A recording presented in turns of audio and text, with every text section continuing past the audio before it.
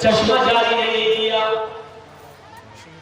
ہاجرہ دیکھ رہی ہے میرے بیٹے کی ہونٹ سوکھ چکے ہیں اور ابراہیم مجھے اللہ کے بھروسے پر چھوڑ کر چلے گئے. لیکن اللہ ایسے تو نہیں دے گا کہ ہم ہاتھ میں ہاتھ دھرے بیٹھے ہوئے ہیں.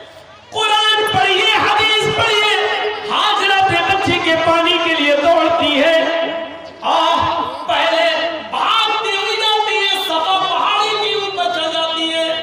دوڑتی ہوئی جاتی ہے, صفا پہاڑی کی اوپر چڑھ جاتی ہے اور صفا سے جھانک کر دیکھتی ہے کہ دیکھیں کوئی قبیلہ رہتا ہو نیچے, اگر کوئی گاؤں ہے, باشندے ہیں, کوئی رہائش ہے کسی کی, تو میں نیچے چلی جاؤں اور اپنے بچے کے لیے تھوڑا سا پانی لے آؤں. لیکن جھانک کر دیکھتی ہے بیابان جنگل ہے.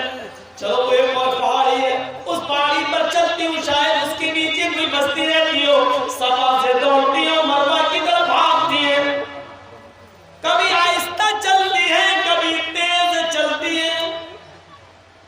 مروہ پہاڑی پر پہنچ جاتی ہے, وہاں سے جھانک کر دیکھتی ہے, ادھر بھی کوئی قبیلہ نہیں, کوئی گاؤں نہیں, کوئی بستی نہیں. صفا سے مروہ, مروہ سے صفا, صفا سے مروہ, مروہ سے صفا, صفا سے مروہ, مروہ سے صفا, پھر صفا سے مروہ.